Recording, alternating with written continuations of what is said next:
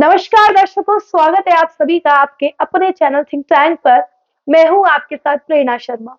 उम्मीद करती हूँ बदलते मौसम की मार आप झेल रहे होंगे, क्योंकि मौसम इस कदर बदला है कि दुनिया अब खांसी जुकाम से पीड़ित है।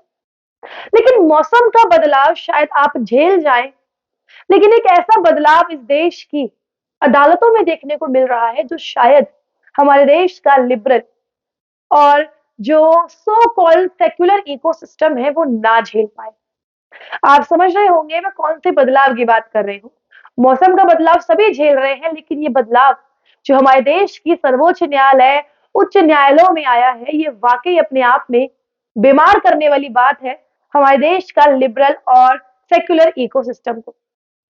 दोस्तों, अब शायद ऐसा लग रहा है कि भारत की न्यायालयों में हिंदुओं के पक्ष में सुनवाई होने लगी है और आम भाषा में कहा जाए तो उनकी याचिकाएं अब सुनी जा रही हैं। हिंदू पक्ष की याचिकाओं पे अब फैसले आ रहे हैं। आप समझ गए होंगे मैं किस रेफरेंस में बात कर रही हूँ। ताजा मामला श्री कृष्ण जन्मभूमि और शाही ईदगाह मस्जिद का मामला है, जिसे लेकर 14 दिसंबर को इलाहाबाद हाई कोर्ट से एक ऐतिहासिक फैसला आया। जिस फैसले को सुनने के बाद हमारे देश का एक ऐसा पक्ष जिसे हर एक व्यक्ति का दुख दिखाई देता है, लेकिन हिंदू संस्कृति, हिंदू सभ्यता, सनातन संस्कृति नाम का कोई वर्ड इनकी डिक्शनरी में नहीं आता, उन सभी के सीने पर अजगर सांप लौट रहे होंगे ये फैसला सुनने के बाद, क्योंकि अब सर्वे का फैसला आ चुका है। 14 दिसंबर को इलाहाबाद हाई कोर्ट ने ऐतिहासिक फैसला लेते हुए कहा कि शाही ईदगाह मस्जिद का अब सर्वे किया जाएगा। एक ऐसा सर्वे जहां पर यह दावा किया जाता है हिंदू पक्ष के द्वारा कि शाही ईदगाह मस्जिद के अंदर जो तहखाना है, ये वही जेल है जहां पर आज से 50,000 साल पहले श्री कृष्ण जी का जन्म हुआ था। जहां ये दावा किया जाता है कि तहखाने में कमल स्तंभ और शेषनाग के अवशेष मिलते हैं। तो ऐसे में जैसे ही खबर आई सर्वे की, हमारे देश का एक पक्ष बौखला गया और 15 दिसंबर को सुप्रीम कोर्ट पहुंच गया। लेकिन सुप्रीम कोर्ट ने स्टे लगाने की बजाय साफ मना कर दिया और कहा इलाहाबाद हाई कोर्ट का जो फैसला है सर्वे का, ये बिल्कुल सही है और ये फैसला बरकरार रहेगा। हमारे देश का एक पक्ष बौखला रहा होगा और सबसे अधिक वह ये चिंता कर रहा होगा कि अब आने वाले समय में हमारा क्या होगा। तो ये ऐतिहासिक फैसला जो हिंदू पक्ष के हित में लिया गया, ये अपने आप में दर्शाता है कि देश की फिजा बदल रही है। अदालतों में हिंदू पक्ष की सुनवाई भी हो रही है। अच्छा ठीक ऐसा ही ज्ञानवापी मस्जिद के मामले में इलाहाबाद हाई कोर्ट ने फैसला लिया था। जब जब निचली अदालत से राज्य अदालत ने यह फैसला कर दिया था कि सर्वे होगा, जिसके खिलाफ इलाहाबाद हाई कोर्ट पहुंच गई थी वहां का मुस्लिम पक्ष, तब इलाहाबाद का हाई कोर्ट ने साफ कह दिया था कि निचली अदालत के द्वारा जो फैसला लिया गया है सर्वे का, वो बिल्कुल सही है और आपके पास ऐसा कोई पुख्ता सबूत भी नहीं है जिसके खिलाफ हम स्टे लगाएं। तो ऐसे में ये जो ऐतिहासिक फैसले लगातार आ रहे हैं, ये अपने आप में ये कहना गलत नहीं होगा कि अब हिंदू पक्ष की याचिकाओं पर भी गौरतलब सुनवाई की जाती है। और ये पूरा बदलाव केवल 10 साल के अंतराल में आया है। उससे पहले यदि ये मामले होते तो मामला निचली अदालत से हाई कोर्ट जाता, हाई कोर्ट से सुप्रीम कोर्ट और सुप्रीम कोर्ट से स्टे मिल जाता। ये आम बात है, इसमें ऑफेंस करने वाली कोई बात नहीं है। और जितना भी मुस्लिम पक्ष है, ये केवल एक ही दावा करते हैं, प्लेसेस ऑफ वर्शिप एक्ट 1991। लेकिन इस पूरे वर्शिप एक्ट के खिलाफ supreme court Allahabad high court के जज धनंजय चंद्रचूड़ ने एक ऐसी बात कही थी जो अपने आप में ऐतिहासिक लाइन बनकर रह गई। धनंजय चंद्रचूड़ ने साफ कहा था कि आप प्लेसेस ऑफ वर्शिप एक्ट की बात करते हैं, ये बिल्कुल सही है।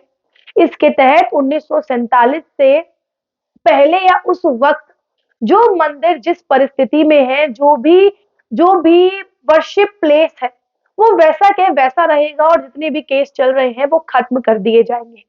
लेकिन वहां पर ये कहीं नहीं लिखा कि वास्तविकता से मुंह मोड़ा जाए, क्योंकि ज्ञानवापी मस्जिद में हिंदू मंदिर होने के साक्ष्य चीख चीख कर कहते हैं।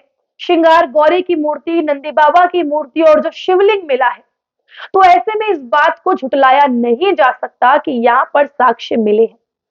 लेकिन वहीं दूसरी तरफ बात करें श्री कृष्ण जन्मभूमि और शाही ईदगाह मस्जिद के मामले को लेकर, तो यहाँ पर मुस्लिम पक्ष केवल दो आधारों पर अपनी बात कहता है, जिन दो आधारों के बारे में मैंने शुरुआत में आपको बताया था। और अब हम बात करेंगे उन्हीं दो आधारों के ऊपर, पूरी पृष्ठभूमि को जानेंगे कि किन चीजों को आधार बनाकर मुस्लिम पक्ष श्री कृष्ण जन्मभूमि और शाही ईदगाह विवाद पर अपना दावा ठोकता है। दोस्तों, सबसे पहला तो वही घिसा पिटा दावा, प्लेसेस ऑफ वर्शिप एक्ट, जिसकी धज्जियां जस्टिस धनंजय चंद्रचूड़ ज्ञानवापी मस्जिद के फैसले पे इलाहाबाद हाईकोर्ट में उड़ा चुके हैं। तो ये तो कोई डिस्कशन का मैटर रहा ही नहीं। और दूसरे आधार की यदि बात करें तो दूसरा आधार बनाते हैं 1968 का इंदिरा गांधी का कराया गया शाही ईदगाह मस्जिद ट्रस्ट और श्री कृष्ण जन्मभूमि सेवा संघ के बीच में कराया गया एक समझौता, जिस समझौते में इन दोनों पक्ष के लिए जमीन का बंटवारा हो चुका था।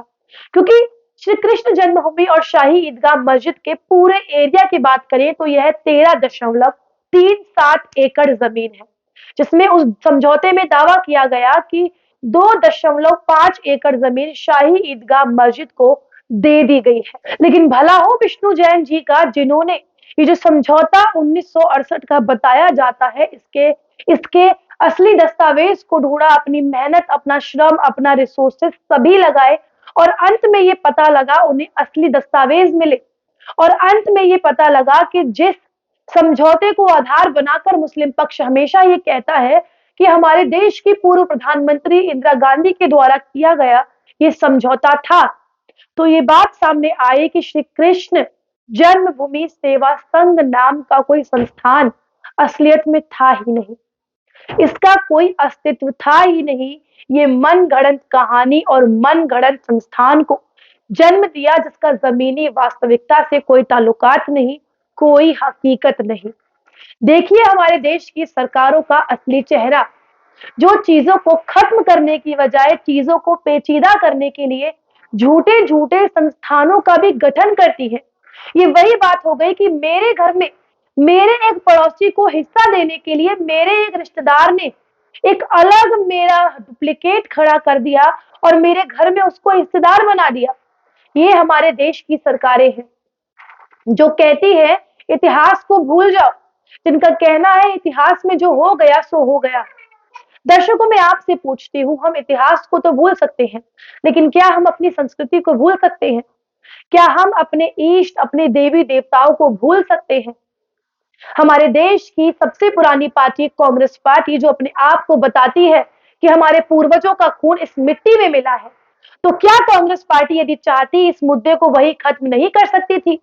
लेकिन इंदिरा गांधी मोहतरमा ने इस मुद्दे को जीवंत रखा, ज्वलंत रहा। यही कारण है कि आज तक इस मुद्दे पर विष्णु जैन जी और उनके पिताश्री आज तक केस लड़ रहे हैं इलाहाबाद हाई कोर्ट में। उन्होंने अपने रिसोर्सेस लगाए, अपने संसाधन लगाए, अपना वक्त लगाया, पैसा लगाया। उन्हें सरकार की तरफ से कोई सम्मान या कोई रिवॉर्ड नहीं मिलेगा ये केस लड़ने के लिए, लेकिन वे लड़ रहे हैं। वो हमारे आज की युवा पीढ़ी को दिखा रहे हैं कि अभी भी अपनी संस्कृति से जुड़ा रहना कितना ज्यादा आवश्यक है, इतिहास कितना ज्यादा जरूरी है। दोस्तों, पृष्ठभूमि की यदि बात करें तो इस पूरे प्रकरण की पृष्ठभूमि शुरू होती है मसीरे आलमगिरी नाम की एक किताब से। ये इतिहास में आपको बता रही हूं, जो औरंगजेब की जीवनी है, जिसमें साफ लिखा है कि 1607 में केशवानंद मंदिर इस जमीन के ऊपर बना हुआ था, जिसे औरंगजेब ने गिरवाया और यहां से मूर्तियां ले जाकर जहान आरा मस्जिद के नीचे पटक दी, तोड़ दी और उसके ऊपर से चलकर लोग जाते, जिनका मकसद केवल एक था, जहान आरा मस्जिद के नीचे इन मूर्तियों को पटकने का, कि जब भी लोग मस्जिद के अंदर जाए तो हिंदू देवी देवताओं का अपमान हो, उनकी मूर्तियों के ऊपर हमारे पैर पड़े और देवी देवताओं का अपमान हो। ये उनकी मंशा थी। 1607 में इस मंदिर को तोड़ दिया गया। 1618 में इस मंदिर को ओरछा के राजा ने 33 लाख रुपए खर्च करके बनवाया गया। उन राजा का नाम था वीर सिंह बुंदेला। आप सोचिए, 1618 में 33 लाख की धनराशि खर्च करके इस मंदिर को बनाया गया, तो कितना भव्य और आलीशान मंदिर उस समय बनाया गया होगा। जिसके बाद मराठा शासकों का जब फिर से कब्जा हुआ आगरा और मथुरा के ऊपर, तो उन्होंने फिर से इस मंदिर का पुनर्निर्माण करवाया और आलीशान मंदिर बनवाया। 1803 में अंग्रेजों ने इस जमीन को नजूल की जमीन घोषित कर दिया। बाद में इस जमीन की नीलामी हुई। नीलामी में पंडित मदन मोहन और श्री कृष्ण जन्मभूमि सेवा ट्रस्ट ने इस जमीन को खरीद लिया और शुरू से यह बताया कि ये जन्मभूमि श्री कृष्ण की थी। जिसके बाद 1860 में ये मामला फिर से अदालत गया और अदालत ने फैसला किया कि इस जमीन पर मुस्लिम पक्ष का कोई भी दावा नहीं है। लेकिन उसके बाद फिर से एक बार बनारस के राजा नरसिंह को इस पूरी जमीन का राजा घोषित कर दिया गया और ये बता दिया गया कि मालिकाना अधिकार राजा नरसिंह का है 1860 में इस पूरी जमीन पर। लेकिन 1920 की यदि बात करें तो 1920 में फिर से अदालत में यह मामला गया और फिर से अदालत ने फैसला किया कि 13.37 एकड़ जमीन में से एक भी हिस्सा इस जमीन में मुस्लिम पक्ष का नहीं है। जिसके बाद 1935 में एक बार फिर से समझौता कराया गया अंग्रेजों के द्वारा। इस जमीन का आधी जमीन हिंदू पक्ष को और थोड़ा सा टुकड़ा मुस्लिम पक्ष को दे दिया गया। जिसके बाद 1944 में फिर से नीलामी इस जमीन की हुई और फिर से पंडित मदन मोहन मालवीय ने और जो श्री कृष्ण जन्मभूमि का ट्रस्ट है उन्होंने इस मस्जिद को, इस मंदिर की जमीन को खरीद लिया। आपने देखा इस मंदिर का इतिहास तोड़ा गया। अंग्रेजों ने क्या किया, मुसलमानों ने क्या किया, मूर्तियों को तोड़ा, अपमान किया, साक्ष्य को मिटाया, संस्कृति को मिटाया, कल्चर को खत्म करने की कोशिश की, हमारी आस्था को जड़ से मिटाने की कोशिश की। ये सब कुछ किया इतिहास में हुआ। ये सारी चीजें इतिहास में हुई जिसे ना बदला जा सकता है ना झुटलाया जा सकता है। लेकिन एक चीज है जिसके ऊपर सवाल उठाया जा सकता है और वो सवाल है 1947 के बाद। 1947 के बाद हमारे देश की आजादी के बाद क्या कांग्रेस पार्टी इस मंदिर का फैसला नहीं करवा सकती थी? और मैं लिख के दे सकती हूँ, आज यदि मोदी सरकार इस देश में ना होती तो कब का विष्णु जैन ने जो याचिका सबसे पहले दायर की थी श्री कृष्ण जन्मभूमि और ईदगाह मस्जिद के खिलाफ, वह कब की खारिज कर दी जाती और कब का स्टे लगवा दिया जाता। लेकिन चूंकि हमारे देश में एक ऐसी सरकार है जिसे वास्तविकता से पता है कि हिंदू आस्था और हिंदुओं के लिए उनका धर्म क्या मायने रखता है, तो आज इस पूरे मामले में सुनवाई भी हो रही है और सर्वे के आदेश भी दे दिए हैं। लेकिन हमारे देश में कुछ ऐसी सरकारें हैं जिन्होंने इस फैसले को जीवंत रखा, ज्वलंत रखा। एक पक्ष को खुश करने के लिए एक पक्ष यानी कि हिंदू पक्ष को मारा गया, दबाया गया, धमकाया गया, उनकी आस्था का गला घोट दिया गया। और जिस मुद्दे को हवा बनाकर इस फैसले पर, इस पूरे मुद्दे को घुमाने की कोशिश की जाती है, 1968 का इंदिरा गांधी के द्वारा कराया गया समझौता, वो समझौता एग्जिस्ट ही नहीं करता। क्योंकि जिस संस्थान के साथ ये समझौता हुआ वो संस्थान तो जमीनी वास्तविकता में एग्जिस्ट ही नहीं करता। और दोस्तों, बहुत जल्द हिंदुओं के लिए बड़ी खुशखबरी आएगी। अयोध्या में राम मंदिर बन रहा है। ज्ञानवापी का सर्वे कंप्लीट हो चुका है। कभी भी एएसआई अपनी रिपोर्ट हाईकोर्ट में पेश कर सकता है। और जो श्री कृष्ण जन्मभूमि का मामला है वो सबसे ज्यादा क्लियर है। 1968 में कोई समझौता हुआ नहीं तो कोई भी दावा, कोई भी समझौता इस पूरे मंदिर में नहीं मुस्लिम पक्ष का मिलता।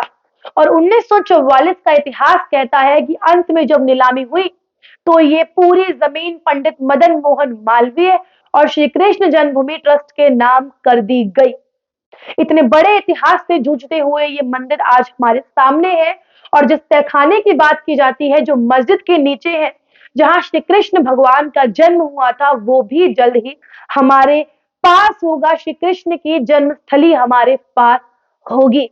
और हम जो पीढ़ी है आज इस देश की, हम बड़ी भाग्यशाली हैं कि हमारी आंखों के आगे हम साक्ष्य बन रहे हैं कि राम मंदिर हमारे आगे बन रहा है और श्री कृष्ण जन्मभूमि हमारे पास फिर से होगी। जो शाही ईदगाह मस्जिद ने हड़प रखी है हमारी जमीन, वो हमारे पास होगी। और हम अपने आप को भाग्यशाली समझते हैं कि हम अपनी इन आंखों से इस पूरे इतिहास को, एक बार फिर से रचता हुआ देखेंगे। हमारे आने वाली पीढ़ी जो चीजें किताब में पढ़ेगी वो चीजें हमारी आंखों के आगे होंगी। तो ये एक लहर खुशी की जो हमारे जीवन में और हमारे देश में आई है कि अदालतों में हिंदुओं के पक्ष की बातें होने लगी हैं, ये अपने आप में बेहद खुशी की बात है। आप इस खबर पे अपनी क्या राय रखते हैं हमें कमेंट करके अवश्य बताइएगा। रिपोर्ट अच्छी लगी हो, पसंद आई हो तो कमेंट करें, शेयर करें और हमारे चैनल थिंक टैंक को सब्सक्राइब करना बिल्कुल भी ना भूलें। नमस्कार।